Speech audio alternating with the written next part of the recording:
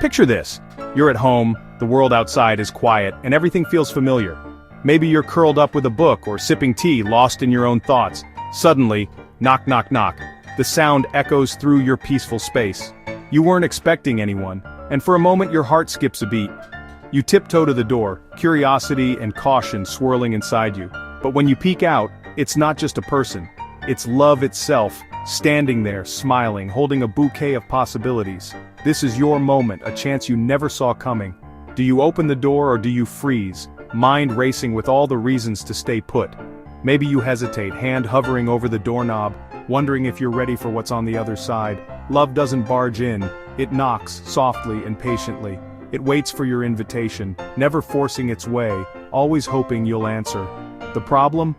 We get so used to the quiet, to the comfort of our own company, that we forget how to welcome joy. We build routines that keep us safe, but sometimes, they also keep us isolated. That knock could be a new friend, a deeper family bond, or the start of something you never imagined. It could be laughter echoing through your halls, or a warm embrace you didn't know you needed.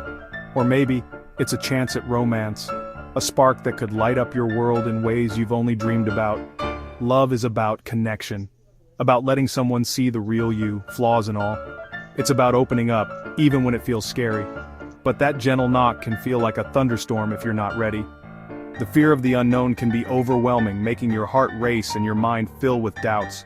It shakes up your safe, predictable life, stirring up feelings you thought you'd tucked away. Suddenly, everything feels uncertain. That's when we start talking ourselves out of a blessing. We invent reasons to stay behind the door, convincing ourselves it's better not to risk it. We remember the last time we opened the door and got hurt. The sting of old wounds makes us wary, and we wonder if it's worth trying again.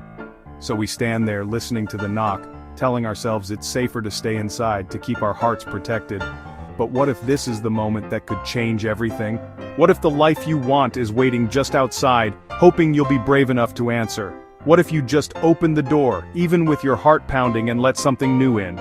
Sometimes the biggest risk isn't getting hurt. It's never knowing what joy you might have found if you'd only answered the knock. Why are we so scared to answer? One word: fear. It's that uneasy feeling in your chest, the voice in your head that says, "Don't open up, it's safer this way." We hesitate, not because we don't want connection, but because we're afraid of what might happen if we let someone in. Fear is that old chain lock on your heart, keeping you from letting anyone get too close. It's a defense mechanism, built over time, meant to protect you from pain. We're not really afraid of love itself, we're afraid of getting hurt again, of repeating old mistakes, of feeling that sting of betrayal or disappointment. Maybe you trusted someone and they let you down. That pain leaves scars, and those scars make us wary. We remember the ache, the regret, and we promise ourselves we won't let it happen again. Fear whispers, "You're not good enough, it'll end badly." It feeds on our insecurities, making us question our worth and our ability to be loved. It wants you to build a fortress, not a home. It convinces you that walls are safer than open doors, that isolation is better than risk. We convince ourselves being alone is safer than being vulnerable, that solitude is a shield against future pain. But deep down, we crave connection. But a life without risk is a life without reward. Growth, love, and joy all require us to step out of our comfort zone, to take a chance. Keeping the door chained keeps out the bad, and the good. It blocks out not just pain, but also hope, new beginnings, and the possibility of happiness. You can't drive forward looking in the rearview mirror. If you're always focused on the past, you'll miss what's ahead. Vulnerability is scary, but it's the only way to truly connect. It's the bridge between loneliness and belonging, between fear and love. Don't let fear rob you of the happiness waiting outside. Sometimes the bravest thing you can do is unlock the door and step into the light. Fear is clever. It doesn't shout. It whispers excuses. You meet someone new, and fear says, "I'm too busy," or "they're just being polite." It's not busyness, it's fear of rejection. In romance, fear interrogates, "What if they're weird? What if I mess up?" These aren't real problems, they're roadblocks. Fear makes you overthink, replaying conversations, canceling plans, choosing comfort over connection. Each time you say no, you teach your heart it's not worth the risk. Before you know it, you're alone, wondering why. Greatness never comes from comfort. Every no is a missed chance for joy. Don't let fear's excuses keep you from living. Let me tell you about Aisha. A woman whose story might sound familiar to you or someone you know. She was successful, independent, and admired by many. But deep down she felt a quiet loneliness. Her heart carefully guarded after a painful breakup that left her doubting love. Every morning, as part of her routine, she saw Michael at her favorite coffee shop. He was always there, a familiar face in the crowd, exchanging polite smiles, but never more.